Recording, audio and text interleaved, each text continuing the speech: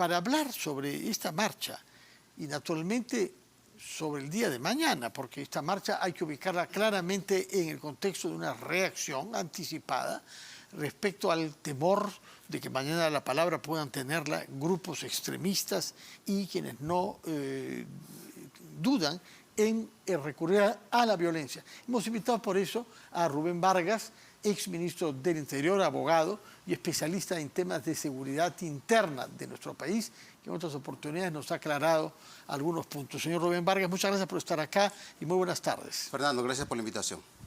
Bueno, un primer balance de lo que ha visto, de lo poco que podemos saber hasta el momento sobre la marcha de hoy. Bueno, Fernando, en general me parece muy bien que hayan convocatorias con distintos motivos. En este caso se tituló como Marcha por la Paz. La democracia es eso, la participación política, la manifestación, la protesta, mientras se realice respetando el marco legal, el marco constitucional, mientras se realice respetando a las personas que no participan de esa marcha, mientras se hagan respetando la propiedad pública y privada, bienvenidos. De eso se trata la democracia. La democracia tiene que tolerar ideas inclusive contrarias, mientras éstas se expresen respetando los derechos de los terceros. En este caso, sin embargo, hubo un pequeño detalle, que es una convocatoria inicialmente hecha por la Policía Nacional, lo que dio lugar a una polémica que aparentemente ha quedado disipada y no ha habido una expresión de esa polémica en esta marcha hoy, ¿no? Fernando, creo que se pretendió levantar una polvareda innecesaria a partir de esa convocatoria. Conociendo al general Óscar Arriola, el nuevo jefe de la Dirección Nacional contra el Crimen, y además considerando de que hay más de 200 policías heridos, algunos de gravedad, otros heridos con proyectiles de arma de fuego, es decir, balas, y más de cerca de 30 muertos, 28 peruanos que han muerto.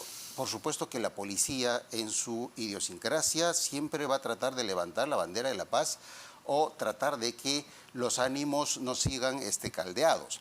Se convocó a una marcha por la paz. Yo lo que he observado, lo que he notado es que no se intentó hacer una manifestación, una expresión política desde la policía o desde el general Arriola. Posteriormente, ya la crítica y en el contexto de la crispación política en el que estamos, quiso darse esa connotación política a una marcha convocada en términos de lo que suele hacer la policía en muchas ocasiones, y finalmente la policía, por prudencia, tuvo que retirar esa convocatoria que inicialmente habían realizado. Mira, yo considero de que la policía en efecto no puede, la policía o las Fuerzas Armadas no pueden realizar convocatorias de naturaleza política, están impedidas expresa y directamente por la ley y por la Constitución.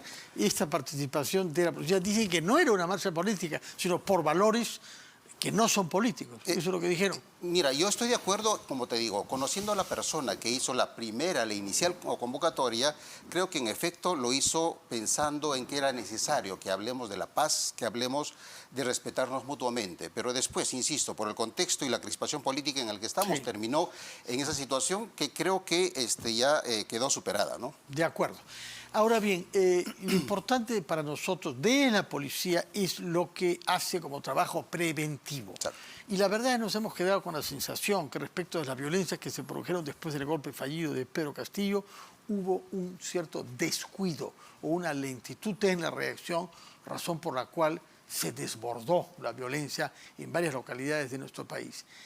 ¿Qué cosa hace la inteligencia de la policía y la del Ministerio y la PCM y las Fuerzas Armadas un día previo al anuncio de estas manifestaciones mañana, de las cuales sabemos en varias localidades que hay actores que son los que participaron hace 4 semanas y que tienen que ver con intereses económicos y legales, sino actividades criminales directamente, ¿no? Sí.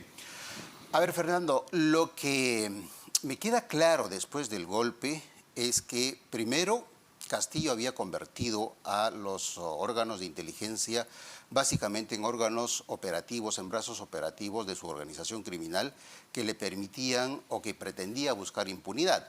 La DINI, recordemos que se había convertido en una especie de caja chica para comprar silencios, para facilitar huidas, etcétera, de personajes vinculados a la estructura criminal que dirigía Castillo. y la DINI y los otros aparatos de inteligencia no estaban cumpliendo su rol constitucional legal para el que fueron creados. Y obviamente que en esa situación era difícil de que se analice o se hagan informes prospectivos respecto a lo que iba a ocurrir después del fallido golpe de Estado que dio Pedro Castillo. Pero la segunda conclusión que yo saco después de este golpe fallido es que Pedro Castillo estaba armando una estructura política precisamente para enfrentar lo que él temía que en algún momento se iba a producir la vacancia. Y ese brazo político, esa estructura política estaba formada principalmente por sectores sociales vinculados a las economías ilegales. Y ese brazo operativo, ese brazo político, estaba además integrado, formado por operadores políticos vinculados al Movadef, vinculados a las economías ilegales, vinculados a sectores radicales de izquierda y a sectores antisistema. Entonces, se creó una especie de frente único que estaba manejándolo y estaba madurándolo de manera muy peligrosa Pedro Castillo, y precisamente eso es lo que se ha expresado del 10 al 15 de diciembre, hasta el 16 inclusive, en el que se produjeron los 28 muertos.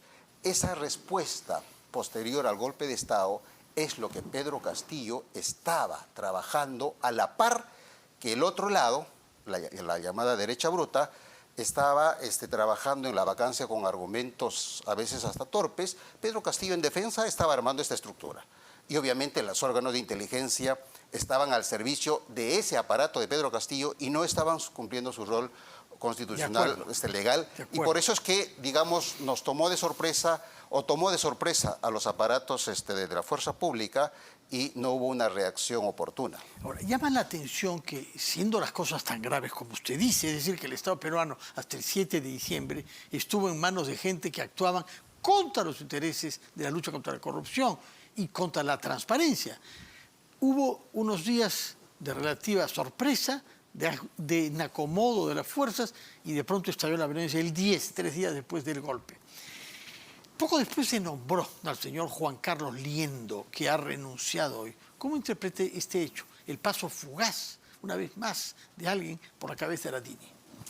Bueno, Fernando, es lamentable porque se pensaba o creíamos de que ese tipo de decisiones apresuradas era casi propiedad intelectual de Pedro Castillo. Pero estamos nuevamente viendo de cómo es que se designan con demasiada ligereza en cargos importantes. Me pregunto si el jefe de la DINI, que es un cargo de suma importancia y que debe ser una persona, además de la idoneidad necesaria para el cargo, de absoluta confianza del gobierno, de la presidencia del Consejo de Ministros. Entonces, se debió haber tomado el suficiente cuidado como para tener a esa persona idónea primero, de confianza después, y que ayude especialmente en este proceso de transición. No necesitamos hacer inteligencia estratégica de defensa nacional. Señor Vargas, retomamos nuestra conversación. Disculpe usted por la interrupción. Lamentaba usted que se haya producido un incidente que nos recuerda pasos fugaces de algunos funcionarios por instituciones importantes. Sí, Fernando, comentábamos de que lo que se necesita en la DINI, que es el ente rector de todo el sistema de inteligencia, es una persona que le ayude en esta transición, en este gobierno de transición a la presidenta Boluarte. No estamos, digamos, frente a escenarios o amenazas de defensa nacional externa, de amenazas externas. Necesitamos entender un poco mejor a los actores que están involucrados en este conflicto.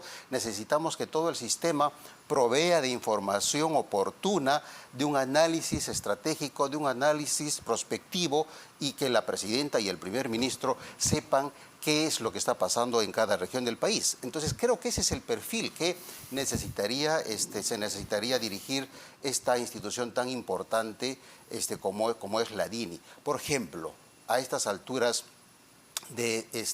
ya empezando el 2023, ¿sabemos quiénes son los que financiaron las movilizaciones de camionetas 4x4, de buses, de camiones, desde Chala, de Arequipa a Lima, desde el BRAE hasta Lima? Sabemos quiénes son los que han financiado esos que yo lo llamo los convoyes de la muerte, porque son vehículos 4x4 que llegaron a Andahuaylas, causaron destrozos, incendiaron las comisarías, incendiaron locales de la Fiscalía, se trasladaron a Chincheros, en el recorrido llegaron hasta Abancay, hicieron ese recorrido que estaba absolutamente planificado. Y los ataques fueron con un modus operandi que se repitió en cada una de las ciudades que llegaba este convoy de la muerte. ¿Quién es capaz de organizar y de planificar un operativo de ese tipo? Bueno, lo que tenemos como evidencia es que cuando llegaron algunas de esas camionetas acá a Lima, la policía detectó y después los medios de comunicación informaron que se trataba de camionetas que habían sido prestados o habían sido facilitados por personajes sentenciados inclusive por narcotráfico. Y de la minería ilegal, nuevamente, de los sectores de las economías ilegales en donde Pedro Castillo pretendió construir ese brazo político, ese brazo social para enfrentar su posible vacancia o para que sea la base, la cantera de su futuro partido político. Usted está hablando de minería ilegal y de narcotráfico. Estoy hablando de las dos economías ilegales más poderosas que tienen más poder fáctico en el país, en términos económicos y políticos. Ahora, lo que llama la atención es por qué no hay detenidos que puedan ser presentados por la policía encarnando estos hechos que usted narra. Lo de las camionetas que del Brain van a Andahuay, las pasan a Chinchero y a Abancay, es una cosa horrorosa. ¿Por qué, si esto toma horas de horas, porque estamos hablando de distancias de cientos de kilómetros en carreteras difíciles, por qué es que no hay detenidos de los cuales se puede decir, señor tal? Ahora, los detenidos de que hemos hablado están en el Comercio de hoy, nada menos que en la sede de la Confederación Campesina del Perú, que creo que compartía un local con un partido político, de la Alianza Castillista. Sí. Esos señores, hay 5 que han tenido condenas por narcotráfico. Están libres. Fernando, mi experiencia, digamos, en esa parte operativa de por qué no hay detenidos es principalmente porque la decisión política ha ido por ese lado. Es decir, no hubo una directiva, no hubo un manejo político, no hubo una conducción política de la respuesta a los actos violentos, o hubo una orden de no detención. Creo que ahí se equivocan. Detener a los violentistas, detener a los que están financiando, detener a los que están generando estas situaciones de extrema tensión donde se producen muertos y heridos, es obviamente actos ilegales, actos penales que corresponde la detención y corresponde el juzgamiento de acuerdo a la magnitud de los daños que han ocasionado. No podemos seguir lamentando los destrozos de decenas de instituciones entre Fiscalía y las propias comisarías y no haya un solo detenido de esos ataques arteros. Que nos puedan decir, el dinero viene de este señor y este señor está vinculado con el narcotráfico. Bueno, Fernando, eso es básicamente decisión política. Si el presidente del Consejo de Ministros o el ministro del Interior ordena a la policía que se detengan a los que agreden a las personas o a la propiedad pública y privada, tiene que haber detenidos. Punto. En este caso, seguramente que no hubo esa orden. O hubo una orden para tener una actitud distinta. Es lamentable, pero eso pasa básicamente por la orden. ¿Usted qué es lo que prevé, qué es lo que siente que se han tomado como medidas para evitar que las manifestaciones eventuales que puedan haber mañana desborden e incurran una vez más en actos ilegales, como naturalmente agredir a personas, destruir locales públicos y privados, invadir aeropuertos y bloquear carreteras? Fernando, creo que, digamos, la crisis política ha ido escalando y ahora estamos a un conflicto político abierto, en donde hay distintos actores. Por un lado está lo que yo llamo como una especie de un frente único, en donde están ubicados la izquierda radical, la izquierda que cogobernó con Castillo, están los sectores antisistema, el antaurismo, el Movadef, etcétera, tratando de atizar la violencia, tratando de llevar la bandera de que renuncie la presidenta Boluarte, de que se convoque a una asamblea constituyente, llamándola asesina a la presidenta, etcétera. Es decir, de generar una situación de crisis cada vez más fuerte. Por el otro lado está lamentablemente también un sector político en el que considera que esto puede ser manejado o esta crisis puede ser resuelta en las calles por la policía y por las Fuerzas Armadas. Entonces, hay una disputa clara del poder.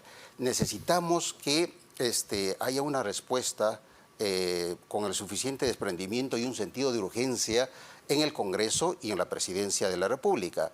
Hay cosas que tienen que tomarse ya una decisión urgente, por ejemplo, la fecha del adelanto de elecciones. Ese es un tema que creo que es necesario que se defina con un poco más de responsabilidad y sentido de urgencia, porque si no, nuevamente las situaciones de extrema violencia van a obligar a que se tomen decisiones. Recordemos que la presidenta juramentó el cargo señalando que iba a quedarse hasta el 2026 y el Congreso aplaudió esa juramentación. Sí. Fueron las protestas y los muertos que se han producido los que presionaron para que la presidenta presente un proyecto de ley adelantando elecciones. No queremos que vuelva a ocurrir un escenario como ese. Es decir, no regalemos espacios políticos a esa izquierda radical. Creo que es necesario que el Congreso tome con un poquito más de seriedad y sentido de urgencia los temas que corresponden a la reforma política y a la urgencia del adelanto de elecciones. Bueno, ha habido una reunión hoy en la Comisión Permanente a la que han sido invitados algunos especialistas como Fernando Tuesta, Martín Tanaka y otros, y en principio tienen que resolver eso antes de fin de enero, que termine esta legislatura, porque si quieren hacer cambios constitucionales, como que parece que se impone la tesis de la bicameralidad, tienen que hacerlo antes de enero para que haya una segunda votación con mayoría calificada en marzo. Creo que ese tipo de decisiones, Fernando, son los que van a ayudar a descomprimir la tensión política en la que estamos y también van a quitar el discurso a esos sectores radicales y además para que no presenten ellos como si fuesen victorias como consecuencia de las manifestaciones violentas a las que han recurrido y a las que seguramente van a seguir recurriendo. Necesitamos, por supuesto, y entiendo que ya se hizo, digamos, movilizaciones de fuerzas de manera preventiva para que no vuelvan a ser atacados con la facilidad que lo hicieron en diciembre. Y además creo que también es necesario alguna estrategia, alguna campaña comunicacional, Fernando, de tal forma que llegue a las regiones y a los lugares más difíciles del país mensajes claros de las decisiones que está tomando el gobierno y el Congreso respecto a salir de esta crisis y al adelanto de elecciones. Usted habla de los grupos radicales de izquierda. ¿Qué grupos forman parte de esta constelación? ¿Qué cosas sabemos, por ejemplo, sobre Perú Libre? ¿Y qué sabemos sobre Antauro Humala? Si es que Antauro Humala es de izquierda, eso no se sabe, ¿no? Bueno, para mí Antauro Humala es un oportunista antisistema que ha convivido, que convive con enorme complacencia con las economías ilegales. El antaurismo y los llamados etnocaceristas están muy cerca de la minería ilegal, están muy cerca de la coca ilegal y del narcotráfico, y eso les da esta enorme capacidad de movilización. Y además, por supuesto, tiene una comunicación bastante cercana en general con la informalidad y con las economías ilegales. La izquierda radical, Fernando, es aquella como el Movadef que levanta banderas extremas y que son expertos en subirse al descontento popular, tratando de presentarse como los abanderados, pero que en el fondo solamente saben atizar la violencia para generar los heridos, los muertos y luego levantarse como defensores de los derechos humanos o para acusar de asesinos a las fuerzas del orden o en este caso a la presidenta. No, digamos, no abrazan valores democráticos, no les interesa la democracia, lo que les interesa es generar situaciones de extrema tensión para beneficio político. ¿Y Perú Libre? Bueno, digamos, yo de Perú Libre me quedo con esa versión de los dinámicos del centro, es eso. Un grupo... Un grupo que ha intentado, y con cierto éxito, medrar de las arcas del Estado desde donde han estado. Si no revisemos lo que pasó en el gobierno regional de Junín, bueno, y en los ministerios donde estuvieron sus mejores cuadros como ministros y los actos de corrupción que se produjeron desde esas zonas, ¿no? En espera de una decisión del Poder Judicial a propósito de Vladimir Cerrón, ¿no? Sí, definitivamente creo que las instituciones que definen a la democracia tienen que empezar a dar muestras claras de que estamos en una sola trinchera para enfrentar a la corrupción. El gran problema y la gran indignación, la gran náusea que siente el peruano de a pie es que la corrupción ha sido el denominador común de las últimas décadas y la democracia no ha sabido enfrentarlas exitosamente. Hemos podido derrotar al terrorismo, pero no podemos con la corrupción y con los políticos corruptos. Ese es un tema que tenemos que empezar a pensar cómo hacemos para que las instituciones se fortalezcan y podamos tener resultados.